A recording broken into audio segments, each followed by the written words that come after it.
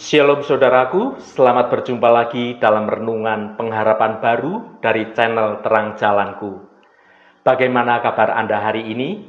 Saya berharap Anda semua tetap semangat dan selalu bersukacita menikmati kasih kemurahan Tuhan. Hari ini saya akan menyampaikan renungan dengan judul Tangisan yang Mendapat Jawaban. Namun sebelum kita mendengarkan kebenaran firman Tuhan ini, mari kita berdoa terlebih dahulu. Bapa yang baik, Engkau Allah Bapa, sumber kehidupan kami.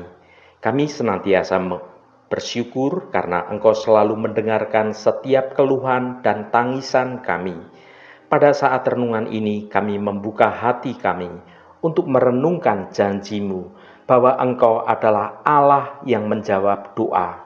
Tolong bukalah mata hati kami untuk melihat karya-Mu yang ajaib dalam hidup kami dan untuk memahami bahwa setiap doa dalam tangisan hati kami, maka di hadapan-Mu semuanya itu tidak pernah sia-sia. Terima kasih Tuhan, dalam nama Tuhan Yesus Kristus kami berdoa. Haleluya, amin. Saudaraku yang terkasih, ada kalanya air mata menjadi satu-satunya bahasa yang mampu mengungkapkan segala isi hati kita. Sebab kita sudah tidak mampu berkata-kata dengan mulut kita. Dan Tuhan mengerti arti tetesan air mata kita, meskipun kita tidak terucapkan. Saat kita merasa putus asa dan kehilangan harapan, kita mencari perlindungan dalam pelukan kasih Tuhan. Mari kita merenungkan bersama bagaimana kasih Tuhan yang begitu besar selalu siap menyelimuti kita, memberikan jawaban atas setiap tangisan kita. Mari kita baca Yesaya pasal 30 ayat 19. Sungguh, hai bangsa di Sion yang diam di Yerusalem, engkau tidak akan terus menangis. Tentulah Tuhan akan mengasihani engkau apabila engkau berseru-seru. Pada saat Ia mendengar teriakmu, Ia akan menjawab. Saudaraku, ayat ini memberikan kita jaminan yang begitu indah di tengah badai kehidupan.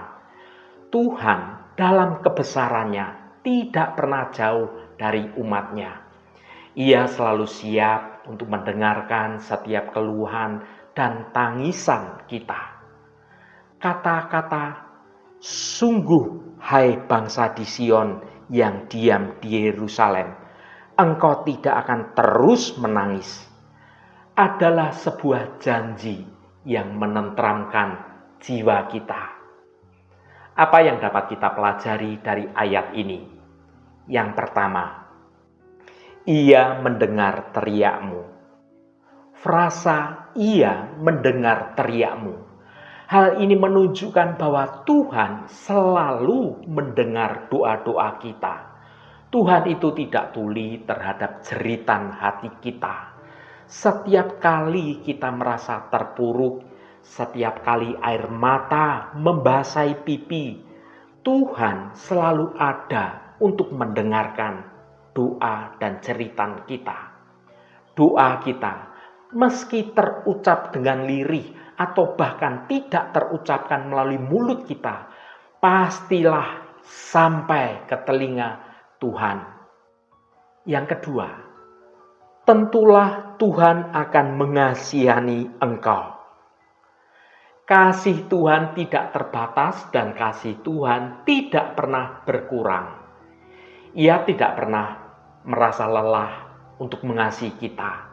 Bahkan ketika kita tidak layak dikasih karena kita sedang menjauh dari Tuhan atau kita berkecimpung dalam dosa.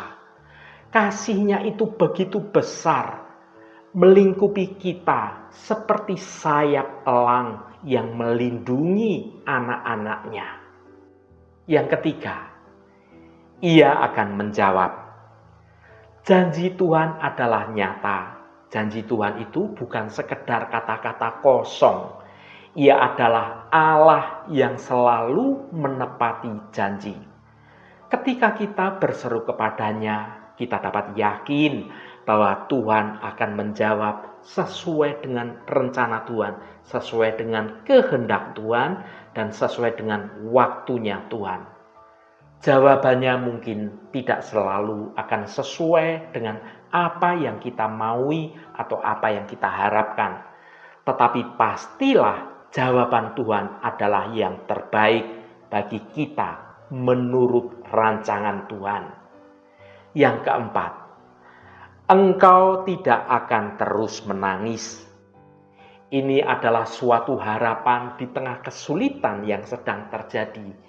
Ayat ini mengingatkan kita bahwa di tengah segala kesulitan dalam hidup kita di zaman sekarang ini, di dalam Tuhan selalu ada harapan yang baru. Tuhan akan mengubah ratapan kita menjadi tawa sukacita dan air mata kita menjadi tawa yang penuh dengan damai sejahtera, penuh sukacita, penuh harapan-harapan yang baik, yang baru. Bagaimana kita dapat menerapkannya dalam kehidupan kita sehari-hari di zaman sekarang ini? Yang pertama, jangan takut berseru. Ketika menghadapi masalah, jangan ragu untuk berseru kepada Tuhan. Ungkapkanlah segala perasaan kita kepada Tuhan dengan jujur, dengan tulus, dengan hati yang terbuka, siap menerima koreksi dari Tuhan juga. Yang kedua, percayai janjinya. Pegang teguh janji Tuhan dalam hati kita. Percayalah bahwa Tuhan akan menolong kita sekalipun kita saat ini tidak melihat jalan keluar atas masalah kita. Tetapi Tuhan sangat mudah untuk memberikan atau membukakan jalan-jalan yang baru, jalan-jalan yang membawa kita dalam kemenangan atas setiap persoalan yang ada. Yang ketiga, mendekatlah kepada Tuhan. Luangkan waktu untuk berdoa, membaca, merenungkan, memuji, dan menyembah Tuhan. Dengan demikian, hubungan kita akan semakin dekat, semakin intim, semakin menyatu dengan Tuhan. Yang keempat, jadilah berkat.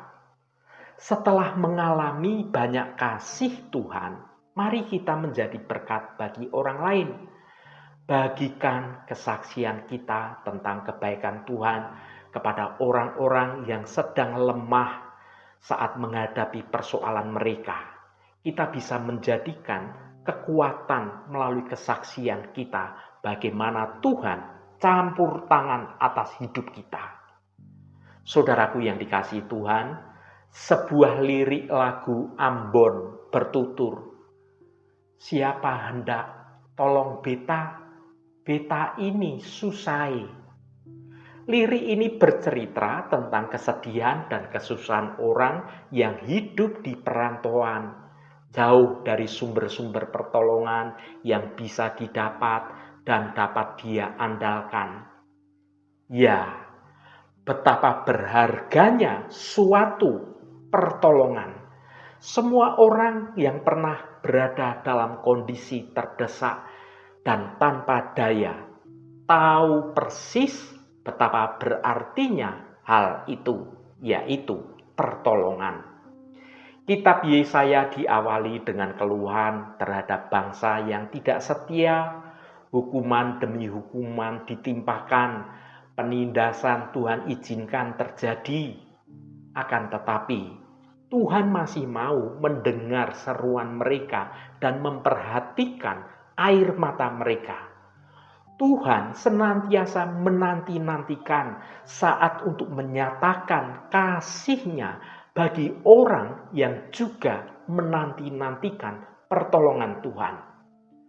Tuhan bahkan bersegera untuk menjawab seruan umat-Nya yang dengan pertobatan, dengan tulus, dengan penuh percaya, mencucurkan air mata, berdoa, menjerit, minta tolong.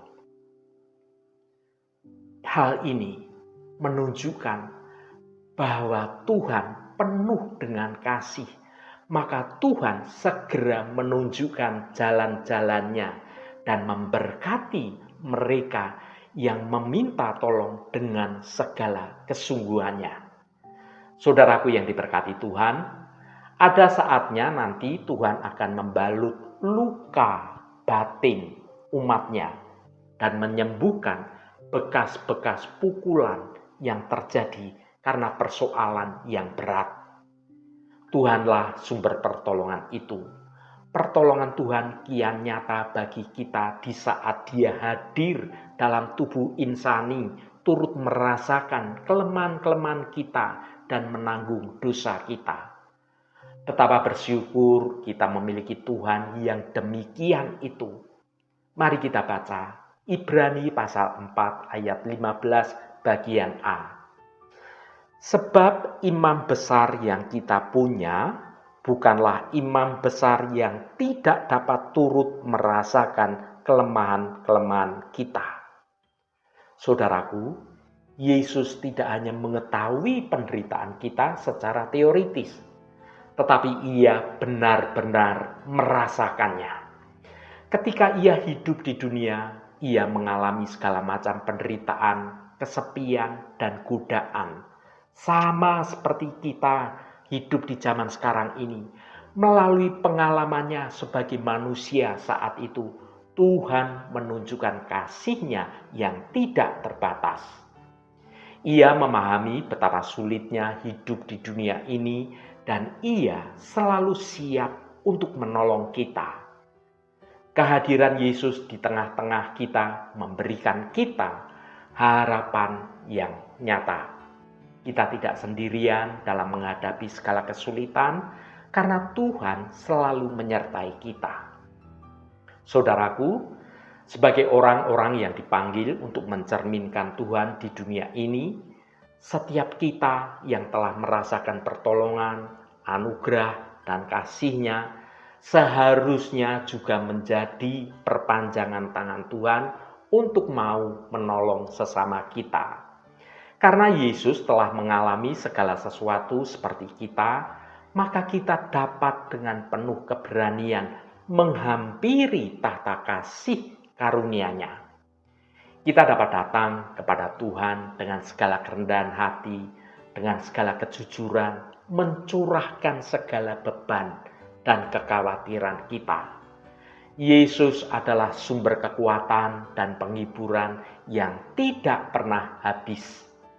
Ketika kita merasa lemah, merasa putus asa, atau merasa sedang sendirian, kita dapat menemukan kekuatan di dalam Tuhan.